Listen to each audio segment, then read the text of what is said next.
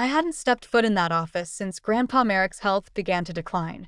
Even now, I only came because he made me promise. The conference room smelled like lemon oil and old paper, the kind of scent that clung to wood and secrets. My mother adjusted her pearl necklace with a perfectly manicured hand. My father sat stiffly, arms crossed, like he was bracing for battle. Kalia, ever the curated darling, wore a cream blouse too pristine for grief and a half-smile like she'd already won.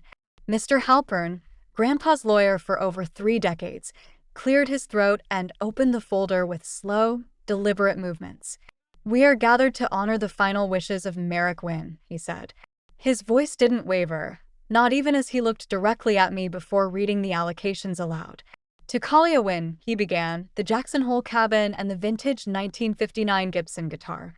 Kalia blinked, clearly expecting more. "To Everett and Let Wynne," his voice continued, "the heirloom grandfather clock, select vinyl records, and a $10,000 charitable gift made in their name." My mother made a noise between a scoff and a gag. "That can't be right," she said. Mr. Halpern didn't flinch. He turned the next page. "To Serafina Wynne, my granddaughter, my confidant," he read. "He leaves his entire financial estate totaling $38,246,000. Silence. "Then what?" my father barked. Kalia's jaw twitched. My mother stood up, face flushed. "She abandoned us. She doesn't deserve," Mr. Halpern continued without lifting his eyes. "This will was signed, notarized, and filed by Merrick Wynne personally 3 months prior to his death." They didn't hear the rest. My father lunged across the table, snatched the check Mr. Halpern had just handed me, and held it up like it was counterfeit. "You think this buys you back in?" Before I could respond, he lit a match. The check curled and blackened as the fire danced along the edge. My mother ripped the envelope I'd held, tearing it until Grandpa's handwriting dissolved into shreds. "This is what happens when you betray your family," she hissed. I didn't move. I didn't beg. I just smiled. The kind of smile that doesn't reach your eyes but keeps you steady, because what they burned wasn't what they thought. And what they never saw was the envelope still tucked inside my coat. The last real conversation I had with my father ended with him saying, "If you walk out that door, you don't walk back in." I was 19. I had just turned down a full ride to his alma mater's business program and enrolled instead in a small liberal arts college upstate to study visual design. He called it a hobby with delusions. My mother didn't argue. She just stood behind him with her lips pressed so tight they nearly disappeared. 3 weeks later, I came home for Thanksgiving and found my bedroom stripped bare. The desk, the bed, even the bookshelf with the notes Grandpa used to leave between the pages, gone. In their place were 2 gray armchairs, a faux orchid, and a framed print of a lighthouse I'd never seen before. The door plate had been changed from Serafina to guest room A. Kalia passed me in the hallway and left. "Don't be so dramatic. It's not like you were using it. They didn't cut me off all at once. At first, it was small things. Missed birthday cards, unanswered calls. Then the rent check from my parents didn't show up. When I called to ask, my mother sighed and said, 'Actions have consequences, Sarah. You wanted independence. Now you have it.' I would have lost the apartment if Grandpa hadn't stepped in. He wired the exact amount 2 days later. No questions asked. After that, the money came in a quiet rhythm. Not too much, never flashy, just enough to keep the lights on and the heat running. With it came letters in his shaky, elegant script. He never criticized me for leaving. He never asked me to come back. But in every line, there was something stronger than either. He saw me. The last one I ever received arrived 3 weeks before he passed. It said only, 'Survival isn't weakness. It's the first proof of strength.' I tucked that letter into my wallet and carried it through every job rejection, every silent holiday, every evening spent pretending I didn't care. I carried it still, even as the ashes of the fake check cooled on the table in front of me, and my hand slipped into my coat to touch the real envelope waiting there. The first thing I did when I got home was lock the door behind me and slip off my heels. My legs were trembling, but not from fear, more like exhaustion held in place too long. I laid my coat on the kitchen chair and pulled out the envelope Grandpa had given me a month before he died. He'd handed it over in a quiet booth at Hillstone Diner, wrapped in a cloth napkin like he was giving me a relic. "Don't open it," he said, "unless they burn it." And they had. I broke the wax seal and unfolded the contents slowly. A single check, almost identical to the one that had turned to ash in front of me just hours earlier. The same number, same signature, but this one was marked in tiny red letters, non-negotiable copy. My fingers didn't tremble. I turned the check over and found a small USB drive taped to the back, along with a handwritten note in Grandpa's blocky script. "Let them burn it. Then open the real file." I plugged it in. There was no loading screen, no password prompt, just a single folder labeled Inheritance. Inside it, a PDF copy of a trust transfer form. It was signed, witnessed, and filed through a firm I didn't recognize.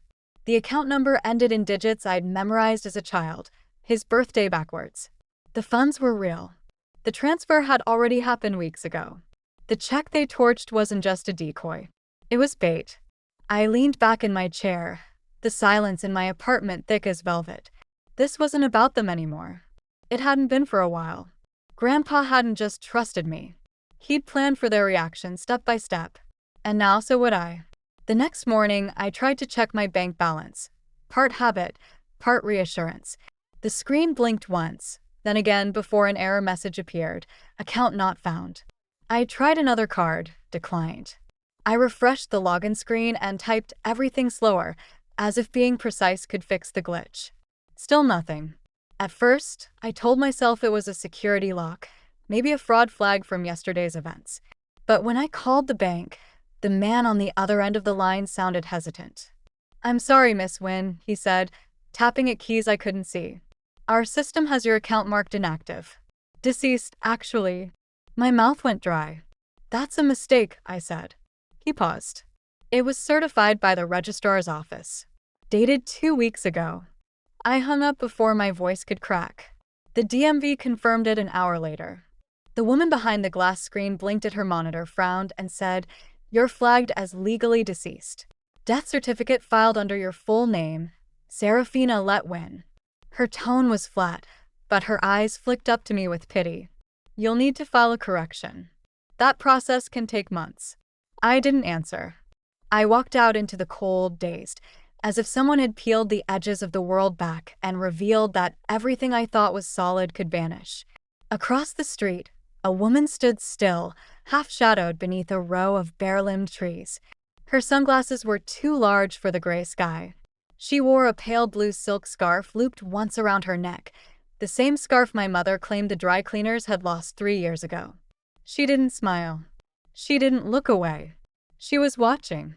I stepped back into the flow of foot traffic and moved without thinking. Not fast, but deliberate. When I turned the corner, she was gone. Back at my apartment, I pulled open the drawer where I kept old letters and laid them out like breadcrumbs. I wasn't just disinherited. I was being erased, carefully, quietly, and thoroughly. And someone was watching to make sure it stuck. I opened my laptop, pulled the USB from its case, and stared at the folder Grandpa had labeled Inheritance. Somewhere inside was the next step. The brass key had been sitting in my nightstand for years, wrapped in the same worn handkerchief Grandpa gave it to me in on my 18th birthday. I never asked what it opened. He just said, "You'll need this someday when you're ready to claim yourself." That day had come.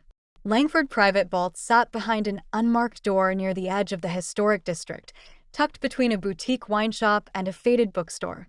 The woman at the front desk took one look at the key, checked her records, and led me down a quiet corridor without asking any questions. The air grew colder the farther we walked until we reached a narrow room lined with metal drawers. "Box 17, she said, unlocking the drawer and sliding it forward. I nodded and waited until the door closed behind her before reaching inside. A black fireproof folder lay there, its surface smooth and cold. I opened it slowly. The first page was a certified cashier's check, real this time, with the bank seal embedded into the paper. $38 million addressed to me. The next set of documents was heavier, notarized land deeds transferring full ownership of the family estate's underlying property. Then another, stock certificates for Wynn Carroll Holdings, every voting share, every executive authority. My name was across each, and at the bottom, a flash drive in a velvet pouch. Back in my apartment, I slid it into my laptop and clicked the single file inside. Grandpa's face filled the screen. He looked older than I remembered, sitting in the sunroom with light pouring over his shoulder. If you're seeing this, Sarah, then they did what I feared they would. They tried to erase you, he said slowly but clearly, every word deliberate. You were always the quiet one. The one who saw everything, felt too much, asked for nothing. That's why they feared you. That's why I trusted you. He leaned forward slightly, eyes tired but sharp. This isn't just money. It's memory. It's legacy. And if they tried to burn yours down, this is how you come back. The screen faded to black, and I knew exactly where I needed to go next. I found the envelope taped just beneath the peephole on my front door. Plain white, no stamp, no handwriting except a single line in neat block letters. They didn't burn the real check. Look in box array at Langford Security. There was no signature, no hint of who had left it, just silence on the other side of the door. I sat at the table for a long time, staring at it, then reached for my laptop. Langford had more than one vault location. Box array wasn't listed publicly, but I recognized the name. Grandpa once joked it was where they hide the real bones. I logged into the estate email that had been created during the trust transfer and found a message I hadn't noticed before. The subject line was blank. The body, just a sentence, they are not after the money. They're after the signature. Attached was a single document, an unsigned asset transfer form for Wynn Carroll Holdings. Below it, a second form, this one signed. My name was there, but the signature wasn't mine. They'd forged it. They were selling the company. I opened the company's internal dashboard, access Grandpa had set up months before. And there it was, transactions, proposals, asset reassignment, every move approved under my name while my legal status remained deceased. I was more than disinherited. I was a loophole, a convenient silence. They thought they'd taken everything, but they left a trail, sloppy, bold, and rooted in arrogance. The kind that believed no one like me would ever come back. I reached for Grandpa's flash drive again and opened a folder labeled Charleston Land Archives. My name was listed under every plot, and I knew where I was going next. The name on the lease was W.M. Trill, a name Grandpa once used for fishing licenses and antique record auctions, a joke. He said, Wynn Merrick, like the flower that keeps growing where it's not supposed to. I remembered that on the drive out past the city limits, through rusted farmland and forgotten lots, until I pulled up to a squat row of storage units and found number 19B. The lock clicked open with the small brass key from the velvet pouch. The air inside was stale, but not untouched. A single metal shelf lined the far wall, and in the center, like it had been placed there for me to find, was a black fireproof briefcase. Inside, a manila folder with my original birth certificate, not the updated one with my stepfather's surname. This one held only mine, Serafina Letwin. No hyphen, no edits. Next were the letters, 12 in total, each in Grandpa's unmistakable script. Most were dated within weeks of key family events. My college graduation, my parents' vow renewal, the Christmas I spent alone. He'd written them but never mailed them. One line repeated often, they won't erase you. Not while I'm still standing. Beneath the letters was a notarized will, dated after the supposed date of my death. His signature was strong, deliberate. In it, I was named sole beneficiary, not Kalia, not Everett or Let, but me. But what stilled my breath was the deed. Wynn Estate, Charleston, South Carolina ownership, Serafina Letwin. My fingers brushed over the embossed seal. I hadn't just inherited a house. I'd inherited the foundation, the ground under their power. And they didn't know. I sat down on a cracked plastic chair near the door, clutching the folder to my chest, feeling the shape of my name for the first time in years. I wasn't a ghost, and they had no idea I was already walking back through the door they thought they'd slammed shut. Sylvia Orton didn't speak much when I handed her the briefcase. She just opened it, scanned the documents with sharp eyes, and said, "We'll move fast." There was no awe in her tone, just certainty, like she'd seen enough family betrayals to know when the paper trail held fire. We filed the challenge within 48 hours. The hearing was set for Monday. The courthouse smelled like waxed floors and old decisions. I wore black, not for mourning, but because armor doesn't always clang. My parents arrived together, flanked by a young lawyer in a too-tight suit and a too-loose smirk. Kalia trailed behind them, lips glossed, phone in hand. They didn't look at me. Judge Kinley presided, known for clipped sentences and a low tolerance for theatrics. When our case was called, he nodded toward Sylvia. She stood, calm and deliberate. "We're here to contest the execution of the estate of Merrick Wynne," she said, "on grounds of forgery, coercion, and identity suppression." The opposing counsel rolled his eyes. "Your Honor, my clients are the documented beneficiaries.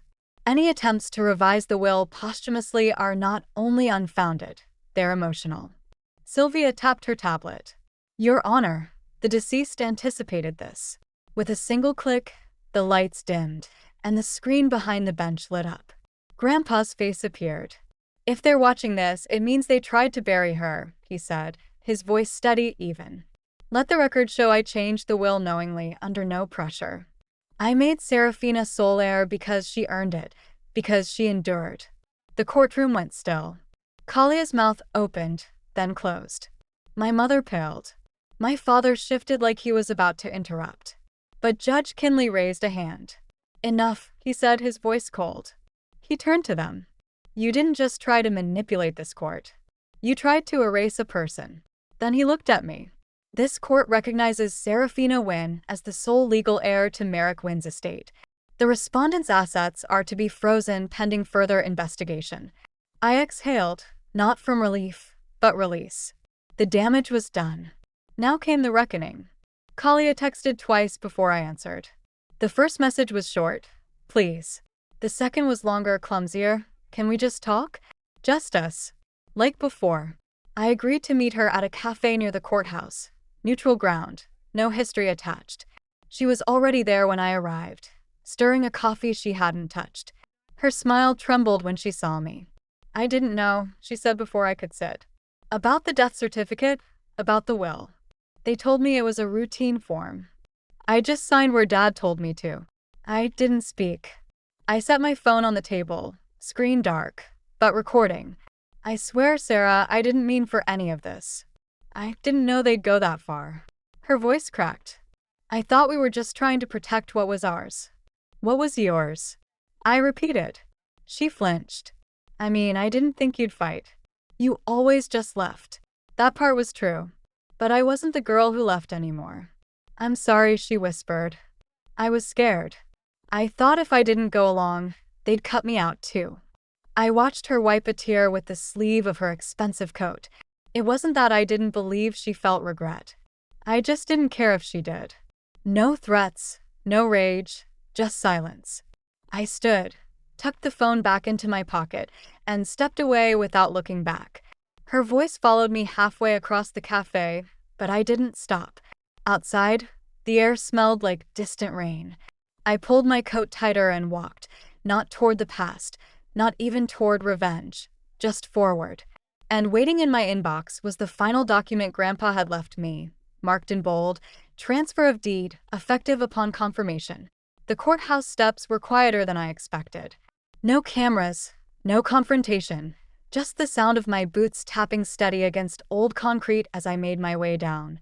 In my hand was the deed, my name etched in bold print beneath the seal of the county and the estate. No more doubt. No more pretending. I paused just before the last step and turned back, facing the building I'd fought so long to be heard in. I held the deed in front of me and took a single photo. No smile, just stillness. The caption I typed was simple. They tried to burn the legacy. I inherited the foundation. Then I shut my laptop off and slipped it into my bag. No victory dance, no announcement, no need. I walked 5 blocks in silence to the small brick studio I'd closed on 2 days earlier. A modest space with tall windows and scuffed floors, tucked between a florist and a forgotten laundromat. It wasn't much yet, but it was mine. I unlocked the front door, stepped inside, and reached for the envelope Grandpa had left in the vault, the one marked "Start Here." Inside were 3 things: a hand-drawn sketch of the studio's blueprint, a folded business license application already half completed had in his handwriting, and a letter with 4 words underlined in bold: "Make something they can't erase." I sat cross-legged on the dusty floor, the weight of my name, of everything I'd lost and reclaimed, that had been settling around me like dust after a long time. This wasn't revenge for me. It wasn't even justice for me. It was simply the beginning of something new, and I was ready to start again.